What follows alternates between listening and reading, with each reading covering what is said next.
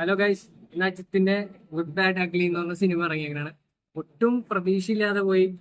ഇദ്ദേഹത്തിന് മുമ്പ് ഇറങ്ങിയ 3 പടങ്ങളും ബോക്സ് ഓഫീസിൽ വിജയമാണെന്നാണ് പറയുന്നത്. പക്ഷെ എനിക്കത്ര 3 സിനിമകളും, മൂന്നല്ലല്ലോ, 3 അല്ലേ, 3 സിനിമകള് വലിമൈ, തുനിവ്, വിടാമുയർച്ചി, മൂന്നും ഭയങ്കര എനിക്കിഷ്ടപ്പെട്ടില്ല. അപ്പൊ അജിത്തിന്റെ ഒരു അടുത്തിടെ വന്ന ശിവാർത്തിയം പോലും 300 കോടി അടിച്ചിരിക്കുന്ന സമയത്ത് അജിത്തിനൊരു വലിയൊരു ഹിറ്റില്ലായിരുന്നു. പക്ഷെ ഇന്ന് ഇറങ്ങിയ ഗുഡ് ബാഡ് അഗ്ലി നമ്മൾ പ്രതീക്ഷ വെക്കാതെ പോയോണ്ടാണെന്ന് തോന്നുന്നത്. ഇതേപോലൊരു മാസ് പടം ആർക്കും ഇനി എടുക്കാൻ പറ്റില്ല. ആദിക് രവിചന്ദ്രൻ എന്ന പുള്ളി അജിത്തിന്റെ വെച്ച് ചെയ്തു കളഞ്ഞു. മങ്കാത്തക്ക് ശേഷം ഒരു കിടിലം ഫാൻ ബോയ് പടം ഇറങ്ങുന്നത് ഞാൻ ഇതാണെന്ന് പറയും, ഗുഡ് ബാഡ് അഗ്ലി. കാരണം എല്ലാം ഇങ്ങനെ ചേർത്ത് വെച്ച് എന്ന് വെച്ചാൽ ഇതൊരു സ്പൂഫ് കോമഡിയാണ് ഈ സിനിമ. പക്ഷെ അജിത്ത് ചെയ്തിട്ട് വേറെ ലെവലെന്ന് പറഞ്ഞാൽ വേറെ ലെവല്. ഒരു നിമിഷം പോലും നമുക്ക് ബോറടിയൊക്കെ വരും. ഇങ്ങനെ ലാഗ് തോന്നിപ്പിക്കില്ല. പിന്നെ ജീവിയുടെ മ്യൂസിക് ആണെങ്കിൽ വേറെ ലെവല്. പിന്നെ ഒരു ഫൈറ്റ് ഇന്റർവൽ സീന് കഴിഞ്ഞിട്ടാണ് തോന്നുന്നത്. ചേസിന്റെ സമയത്ത് ഒരു പാട്ടുണ്ട്, വേറെ വിഷയം പറഞ്ഞു. പിന്നെ കുറെ കാര്യങ്ങള് നമ്മ വിട്ടുപോയി ഇതിനകത്ത്. പിന്നെ ഇതിനകത്ത് സൗണ്ട് മോഡുലേഷൻ, പിന്നെ അജിത്തിന്റെ പണ്ടത്തെ ലുക്സും കാര്യങ്ങളൊക്കെ ആ ഒരു DAGിങ്ങിലൂടെയൊക്കെ കൊണ്ടുവന്നൊക്കെ എല്ലാം പക്കറ്റുണ്ട്. മറ്റേ ബില്ല, പണ്ടത്തെ ദീന, ജോൺ വിക്ക് അതെ, ആർട്ടിസ്റ്റാണ് പറയുന്നില്ല. എന്നുവെച്ചാ ഇതിന് ഷൈം ടോം ചാക്കോ ഉണ്ട്. പുള്ളി നല്ലൊരു ഇമ്പോർട്ടന്റ് ആയിട്ടുള്ളൊരു എന്ന് വെച്ചാൽ വരുന്ന ക്യാരക്ടറുകൾ മൊത്തം ബിൽഡപ്പാണ്. അജിത്ത് ആരാന്നുള്ള ബിൽഡപ്പാണ് സംഭവം. പിന്നെ ഇത് വിഷയമാണ് പറയത്തില്. പിന്നെ ഇതിന്റെ സൗണ്ട് മോഡുലേഷൻ കറക്റ്റ് ആ മാർക്ക് ആന്റണിയുടെ ഇത് തന്നെയാണ്. ഒരു സീരിയസ് അല്ല, ഫുള്ളൊരു കോമഡി ആയിട്ട് തോന്നും. പക്ഷെ സംഭവം ഒരു കറക്റ്റ് ഫാൻ ബോയും പടം. പിന്നെ ഫാൻസിന് ആഘോഷിക്കാൻ വെള്ള വകയുണ്ട്. കാരണം പണ്ടത്തെ ഒരു വിന്റേജ് അജിത്ത് നമുക്ക് തിരിച്ചു കിട്ടിയേക്കണേ. കാരണം പുള്ളി കുറച്ചാണ് വീക്കായിരുന്നു. സിനിമകൾ ഭയങ്കര പ്രതീക്ഷ ഉയരാത്ത, ബോക്സ് ഓഫീസ് ചലനങ്ങൾ അധികം ഉണ്ടാക്കാത്ത രീതിയിലായിരുന്നു. പക്ഷെ ഈ സിനിമ എല്ലാത്തിനെയും വെച്ച് ചെയ്തു കളഞ്ഞു. പിന്നെ ഇതിന്റെ ടൈറ്റിൽ കാർഡ് AK എന്ന് എഴുതി കാണിക്കണത്. ഇതിന് മേലെ ഒരു ടൈറ്റിൽ കാർഡിന് ആർക്കെങ്കിലും ചെയ്യാൻ പറ്റുമെന്ന് ചോദിച്ചാൽ ഇല്ലെന്ന് ഞാൻ പറയും. കാരണം അതിന്റെ BGM എല്ലാം കൂടി കേറുന്ന പടത്തിന്റെ ലെവല് തുടങ്ങിയപ്പോ തന്നെ ഓക്കെ സെറ്റ്. ഇന്റർവെല് വരെ ഓക്കെ. ഇനി രണ്ടാമത് ഫോളോ ചെയ്യാനും കുഴപ്പമില്ല. സെക്കൻഡ് ഹാഫ് മുതലെന്നുള്ള ഒരു മൂഡ്. ഒരു പക്ക ഫാൻ ബോയ് പടം. എനിക്ക് തോന്നുന്നില്ല ഇതിനേക്കാളും മികച്ചതിന് അജിത്തിന് കിട്ടുമെന്ന് തന്നെ. അജിത്തിന് തന്നെ വലിയ വെല്ലുവിളിയാവുന്ന ഒരു സിനിമയായിട്ട് എനിക്ക് തോന്നി. കാരണം ഇതിനേക്കാൾ അപ്പുറത്തേക്ക് ഒരു സിനിമ അതിന് കൊടുക്കാനായിട്ട് പുള്ളി വിചാരിച്ചാൽ പോലും ഇനി നടക്കില്ല. ആ ലെവലാണ്. പിന്നെ ഇതിനകത്ത് അനിരുദ്ധ് പാടിയിട്ടുണ്ട്. പിന്നെ ജീവിയാണ് മ്യൂസിക് ചെയ്തേക്കണം. ആദിക് രവിചന്ദ്രൻ തന്നെയാണ് എഴുതിയേക്കണം. സംവിധാനം പുള്ളിയാണ്. പുള്ളിയുടെ മേക്കിങ് എന്നടാ പണി വെച്ചിരിക്കുകയെന്ന് ചോദിക്കണ ഒരിതുണ്ട്. അത് എന്റെ ഇടയ്ക്ക് പറയാനുള്ളത്. പിന്നെ കുറെ കാലം അജിത്തിനെ നമ്മള് വെറുക്കാനുള്ളൊരു ഇതിലോട്ട് മൈൻഡ് സെറ്റിലോട്ട് തന്നെയാണ്, മറക്കാനുള്ളൊരു ഇല്ലേ. പഴയ പടങ്ങളുടെ ഒരു ലീഗ് വെച്ചാണ് പുള്ളി ഇപ്പൊ നിന്നേച്ചു. പക്ഷെ ഈ സിനിമ വന്നു കഴിഞ്ഞപ്പോ പുള്ളിയുടെ നേരത്തെ സിനിമകളൊക്കെ മൊത്തം അതൊന്നും ഓർക്കൂല ഇത് പക്ക അജിത്ത്. പിന്നെ ഇതിനകത്ത് ഇന്റർവെല്ലിന് നമ്മുടെ വിജയ്ക്കിട്ടൊരു കൊട്ട് ഇൻഡയറക്റ്റ് ആയിട്ട് കൊടുത്തിട്ടുണ്ട്. പടം വരെ കൊളുത്തി. ഇതൊരു 500 കോടി ക്ലബിന് 600 ഇല്ല 500-ലോട്ട് വരട്ടെ. എന്നിട്ടല്ലേ 610.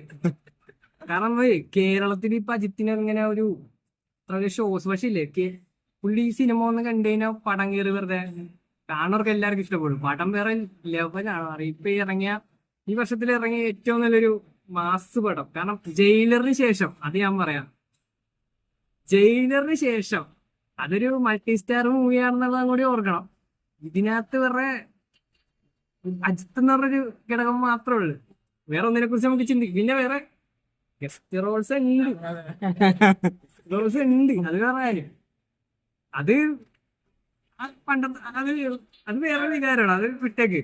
അതൊരു കോമഡി സെറ്റപ്പിൽ പറയണമെങ്കിൽ പോലും അതും ഒരു സെറ്റപ്പാണ്. പിന്നെ പുള്ളിയുടെ ഒരു എന്താണ് ഡയലോഗ്സ് ഒക്കെ എല്ലാം അടിപൊളിയാണ്. ഡയലോഗ് പുള്ളിയുടെ റിയൽ ലൈഫുമായിട്ട് ബന്ധപ്പെട്ടതും അല്ലാതെ.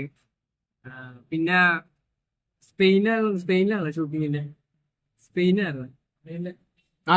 സ്പെയിൻ മറ്റേ അവരുടെ അടുത്ത് ഒരു കോമഡി ആയിട്ട് പുള്ളിയുടെ പഞ്ച് ഡയലോഗ് ആ ഭാഷയിൽ പറഞ്ഞു കൊടുക്കുന്ന തമിഴ് സംസാരിക്കുന്ന മതമാരി.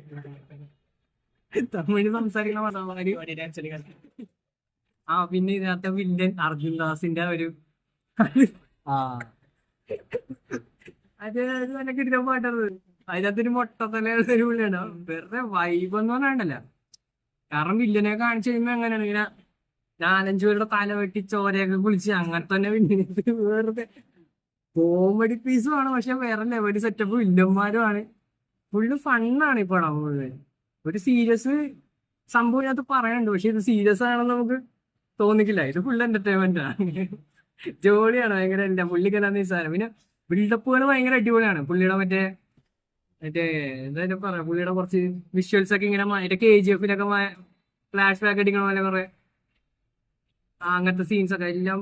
ഇതിനെ കുറിച്ച് കൂടുതൽ കുറെ സീൻസ് മിസ്സായിട്ടുണ്ട് ഇല്ലേ, പറയാൻ ഇഷ്ടം പോലെ ഉണ്ട്. ഒരെണ്ണം ഉറപ്പെങ്കിൽ എന്ന് പറയുന്ന അടിപൊളിയാണ്. ഇതിനകത്ത് വേൾഡ് ബിൽഡിങ് ഈ സിനിമയിലെന്ന് പറഞ്ഞാൽ അജിത്ത് ആരാണെന്നുള്ളതില്ലേ.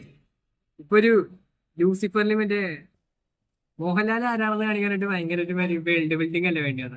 ഇതിനകത്ത് ജസ്റ്റ് ഒരു 2 മിനിറ്റിന്റെ ഒരു ചെറിയൊരു ആനിമേഷൻ കാണിച്ചാണ് പുള്ളി ആരാന്നുള്ളത്. എന്ന് വെച്ചിട്ടുണ്ടല്ലേ അതിന് വന്നുകൂടെ ക്യാരക്ടറുകളൊക്കെ അത്രയും മാസ സാധനം. അത് അയാളോടൊപ്പം വന്നിട്ട് പുള്ളിയുടെ ഒരു ഇതും കൂടി വന്നു കഴിയുമ്പോ വേറെ ഡബിള് സംഭവമായിട്ട് മാറാണ്. അത് ആ ക്യാരക്ടറുകളുടെ ഒരു സ്റ്റാറിന്റെ ഉണ്ട്, പുള്ളിയുടെ ഉണ്ട്.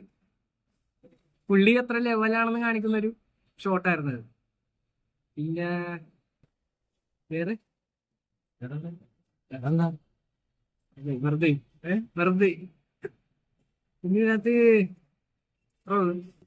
പിന്നെ ഇതിനകത്ത് ആദ്യം DSP ആയിരുന്നു കേട്ടോ, ദേവി സി പ്രസാദ് ആയിരുന്നു. പുള്ളിനെ തൂക്കിയിട്ടാണ് GVP-നെ കൊണ്ടുവന്നത്. പക്ഷെ പുള്ളി വേറെ ബെസ്റ്ററായിട്ട് DSP ആണെങ്കിൽ മറ്റേ പേര് വെച്ച് തന്നെ പാട്ടുണ്ടായിക്കളെ. അപ്പൊ എല്ലാരും തിയേറ്റർ പേര് ഞാൻ ഫാൻ ഷോക്കാണ് പോയത്. ഇതിനകത്ത് പ്രത്യേകം എടുത്തു പറയേണ്ട ഒരു പേരുണ്ട്. മലയാളത്തിൽ എന്താണ് മലയാളികളുടെ ഏറ്റവും കൂടുതൽ തല ആരാധകൻ അവനാണ്. ഇപ്പൊ ക്യാമറ ചെയ്യുന്നത്, കൈകാര്യം ചെയ്യുന്നത്. അവന്റെ പേര് ഞാൻ എടുത്തു പറയുകയാണ്. ഇത് ഞാൻ ആദ്യം പറയേണ്ടിയായിരുന്നു, മറന്നു പോയ കാര്യം. അതല്ല, നമുക്കൊരു അഭിമാന നിമിഷമായിരുന്നു.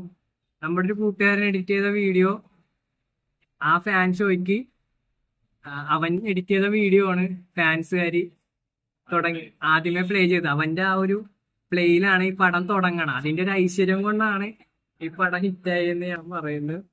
ഓക്കെ, ലിനോ ലൂയിസ് എന്നാണ് അവന്റെ പേര്. ചാനലിൽ പോയി നോക്കിയാൽ അവന്റെ വീഡിയോസ് കാണാം. പിന്നെ ഞങ്ങൾക്ക് ടിക്കറ്റ് ഇത് കാരണം ഫ്രീ ആയിരുന്നു അവന്റെ ഒരു ഇതില്. കാരണം അവൻ വീഡിയോ എഡിറ്റ് ചെയ്തുകൊണ്ട് ഞങ്ങൾക്ക് ടിക്കറ്റ് ഫ്രീ ആയിരുന്നു. പിന്നെ അവന്റെ പേരൊക്കെ എഴുതി സ്ക്രീനിൽ കാണിച്ചു. അത് അജിത്തിന്റെ ഒരു പടത്തില് അവന്റെ പേര് എഴുതി അത്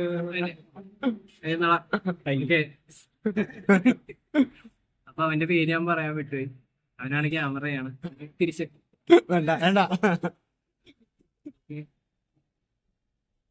പിന്നെ വേറെ വല്ലതും ഞാൻ പറഞ്ഞു ഉറക്കത്തിൽ നിന്ന് നീറ്റ് വന്നോണ്ടാണ് ഇത് കിട്ടാണ്ട്.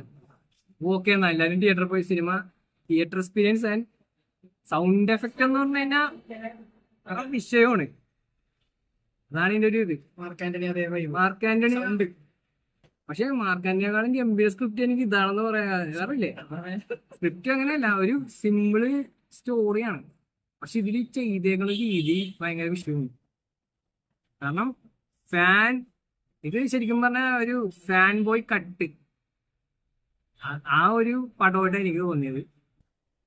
അജിത്തിന്റെ ഒരു എന്താണ് കഥ വെച്ച് പോണ സിനിമയല്ല. പക്ഷെ പുള്ളിയുടെ ഫാൻസ് സിനിമ കഥ വെച്ച് പോണ സിനിമ. പുള്ളിയുടെ ഫാമിലി ചെയ്ത് പുള്ളിയുടെ ജീവിതത്തിൽ അനുഭവിച്ച ഇത് പുള്ളിയുടെ ഫാൻസിനെ കുറിച്ചുള്ള കുറെ സംഭവങ്ങൾ, അങ്ങനെ കുറെ സംഭവങ്ങൾ ഇങ്ങനെ കഥയോടൊപ്പം ഇങ്ങനെ പറഞ്ഞു പോകുന്നുണ്ട്. അപ്പൊ അതൊക്കെ കണക്ട് ആവുമ്പോ ഭയങ്കര സംഭവം തന്നെയാണ്.